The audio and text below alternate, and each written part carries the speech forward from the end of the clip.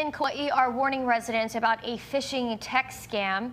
Fake messages claiming to be from courts or the DMV, and they demand payment for violations or fines. They often include links or QR codes to trick people into sharing personal and financial information. Officials say legitimate agencies will never ask for payment through unsolicited texts or unknown websites. If you receive one, do not click anything. Instead, report it.